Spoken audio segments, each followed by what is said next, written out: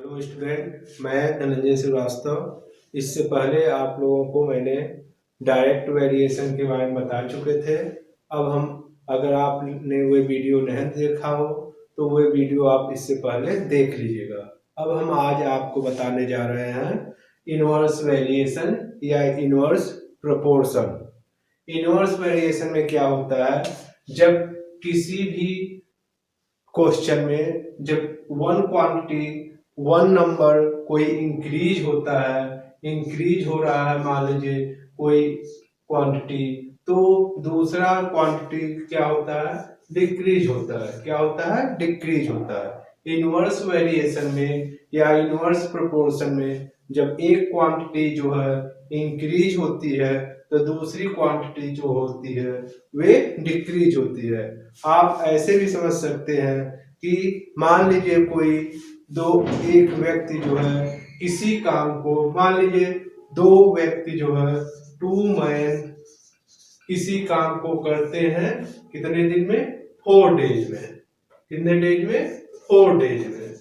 तो यदि मैन अधिक कर दिए जाए, यदि मैन को अधिक कर दिया जाए, यहाँ 4 मैन आ जाए, तो ये काम कितने दिन में होगा, ये काम और जल्दी हो जाएगा। तो ये काम मान लीजिए 2 ही दिन में हो जाएगा। तो हम ये इनवर्स वेरिएशन है। किस प्रकार से, क्योंकि एक क्वांटिटी को अगर इंक्रीज कर रहे हैं तो दूसरा क्वांटिटी क्या हो जा रहा है, डिक्रीज हो रहा है। जैसे यहाँ पर देखिए, यदि आदमी बढ़ जा रहे हैं तो यहाँ पर डेज क्या हो जा रहा है, कम हो जा रहा है। इसके मतलब ये है कि यहाँ ये कौन सा वेरिएशन है, इनवर्स वेरिएशन। आशा है आपको इनवर्स वेरिएशन अच्छी तरह से समझ में आ गया होगा। अब हम एग्जाम्पल के द्वारा इसको हम और अच्छे से समझा रहे हैं। यहाँ पे ये देख रहे, अब आप लोग इनवर्स वेरिएशन को इस क्वेश्चन के माध्यम से हम अच्छी तरह से इसको समझेंगे। जैसे ये क्वेश्चन दिया गया है, if the 210 man can complete a piece of work in 44 days. इसका मतलब ये है कि 210 मैन जो है किसी वर्क को या किसी पीस ऑफ वर्क को, मतलब किसी काम को वे 44 डेज में कंप्लीट करते हैं। तो पूछा जा रहा है how many days will 280 man take to do it. ये पूछा जा रहा है आपसे कि 280 मैन जो है उस काम को कितने दिन में कंप्लीट करेंगे, ये पूछा जा रहा है। तो कभी भी किसी भी मैथ में क्वेश्चन को सॉल्व करने से पहले उस क्वेश्चन को हम हिंदी में अच्छे से समझ लें, तभी हमें सॉल्व करना चाहिए। तो हम यहाँ से ये समझ लिए हैं कि ये 210 मैन जो है किसी काम को कंप्लीट करते हैं 44 डेज में। इसका मतलब ये कि यदि यहाँ पहले ये पता करना है कि इस क्वेश्चन में ये इनवर्स वेरिएशन वाला फार्मूला लगेगा कि डायरेक्ट वेरिएशन वाला।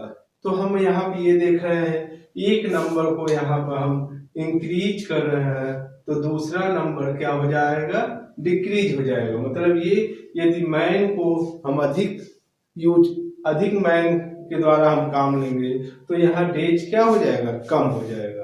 एक को हम इंक्रीज कर रहे हैं तो दूसरा क्या हो जा रहा है, डिक्रीज हो रहा है। एक इंक्रीज हो रहा है तो दूसरा डिक्रीज हो रहा है। तो इससे ये पता चलता है कि ये इनवर्स वेरिएशन है। कौन सा वेरिएशन है, इनवर्स वेरिएशन या इनवर्स प्रोपोर्शन है। तो पहले हमें ये देखना क्या चीज पूछा जा रहा है। तो यहाँ डेज पूछा जा रहा है तो यहाँ पर लिख देंगे लेट द required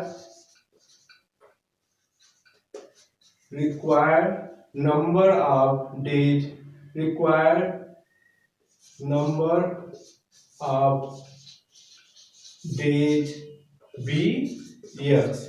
मतलब जो नंबर हमें चाहिए, जो डेज हमें चाहिए, उसको पहले x मान लेंगे।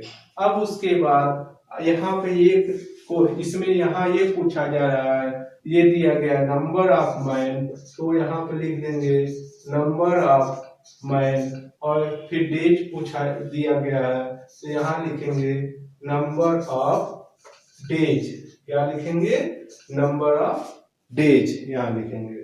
तो यहाँ पर मैन में हमें आप ये लिखेंगे 210 दिया गया है और डेज में कितना दिया गया 44। फिर यहाँ पर ये पीस डेज कितना दिया गया है तो 44 दिया गया। फिर यहाँ पर मैन कितना दिया गया 280 दिया गया है और डेज वही पूछा जा रहा है जिसको हम एक्स माने हैं तो यहाँ एक्स लिख देंगे।